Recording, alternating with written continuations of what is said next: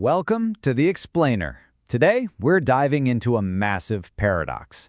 We're talking about a country that's literally sitting on a mountain of white gold, lithium, the stuff that's supposed to power our future. But for some reason, they just can't seem to unlock it. This is the incredible story of Bolivia's lithium puzzle. You know, this quote from economist Carlos Ibañez Meier it absolutely nails it. It's that feeling of having a winning lottery ticket in your hand, but you just can't cash it in. And honestly, it's a feeling that has haunted Bolivia for centuries. And look, the scale here is just immense.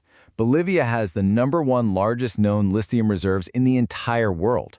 We're not just talking about some random commodity. This is the key ingredient for the batteries that are driving the whole global energy transition. Which, of course, leads us to the central question, right? With all that potential, all that wealth just waiting, why is this treasure chest still bolted shut? This right here, this is the paradox in a nutshell. A nation that is incredibly rich in resources, but somehow poor in results. And you know, this problem is so common that economists actually have a name for it. It's called the resource curse. It's this strange, backward phenomenon where having tons of natural wealth can actually lead to slower growth. And for Bolivia, this is a story they know all too well. From silver back in the 16th century to tin in the 20th. It's a historical trap. Okay, so what is really holding Bolivia back right now? Well, it pretty much boils down to 3 huge bottlenecks that have completely stalled the country's ambitions. These are the big 3. You've got a political system that's just stuck in a stalemate, you have technology that's just not working, and then there's this really deep-seated mistrust between the government and the people on the ground. So let's break each one down. First up, political gridlock. I mean, just try to imagine this. Over $2 billion in major deals with Russian and Chinese companies are just frozen. They're stuck, waiting for lawmakers to approve them. But because of all the political infighting, nothing's moving. And that, as you can imagine, just scares away investors. Then you have the technical problems. The government poured $1 billion into its main lithium plant. $1 billion!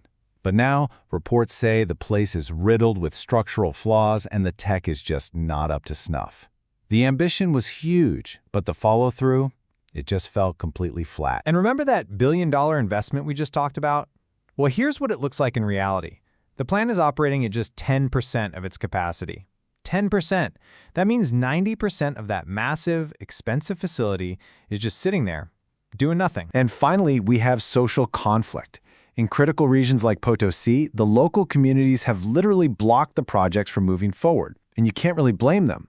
From their point of view, why would they let all this wealth be extracted from their land when nobody's consulted them and there are no solid agreements that guarantee they'll see any of the benefits? Now, to really understand how big of a missed opportunity this is, you just have to look next door. Bolivia's neighbors, Chile and Argentina, they're all part of the same lithium triangle, but they've played their cards completely differently. And the difference in their strategies is just night and day.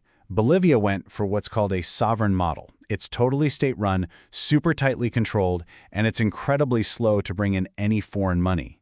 Chile and Argentina, they did the opposite. They opened their doors to public-private partnerships, making things flexible and friendly for investors. So, what are the results of those 2 different playbooks? Well, the numbers here are just staggering. In 2023, Bolivia made about $80 million. Argentina, $800 million. And Chile, back in 2022, brought in over $5 billion from lithium.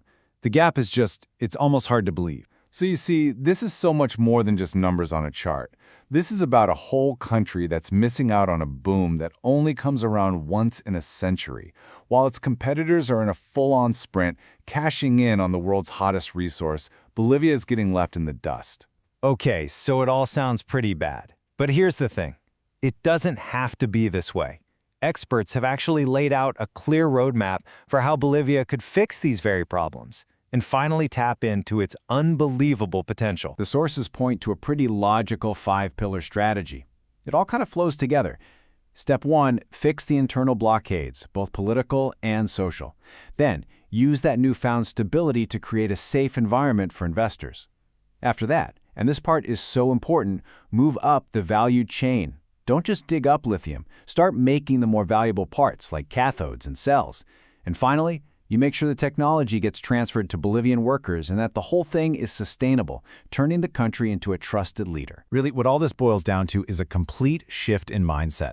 The goal can't just be to dig stuff out of the ground and ship it away. The goal has to be to become a real influential player in the entire global supply chain, from the salt flat all the way to the battery in an electric car. And all of this brings Bolivia to a really historic moment. It's a massive fork in the road, with a choice between repeating its own history or creating a completely new future. And that leaves us with this final, massive question.